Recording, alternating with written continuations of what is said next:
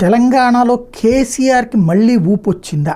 ఎందుకంటే ఇప్పుడు తాజాగా టైమ్స్ నౌ సర్వేకి సంబంధించి సంచలనాత్మకమైనటువంటి అంశం ఇది. మరి అంటే వైరల్ చేస్తున్నది టీఆర్ఎస్ వాళ్ళు. ఇందులో ఎంతవరకు వాస్తవందో లేదు తెలియదు. ఎందుకంటే ఇప్పుడు నేను అన్ని ఛానళ్ళు చూస్తూ కూర్చునే పరిస్థితి లేదు, టైము తీరిక కూడా లేదు. ఇక్కడ నా వీడియోలకే సరిపోతుంది. ఇట్లాంటి సందర్భంలో బీఆర్ఎస్ వాళ్ళు ప్రొజెక్ట్ చేస్తున్నటువంటిది అయితే ఇది. మరి ఏమన్నా పాత తీసుకొచ్చి చేస్తున్నారు? ఎందుకంటే 2019 కానీ లేదంటే కనుక 2014 ఏమైనా చేస్తున్నారని తెలియదు.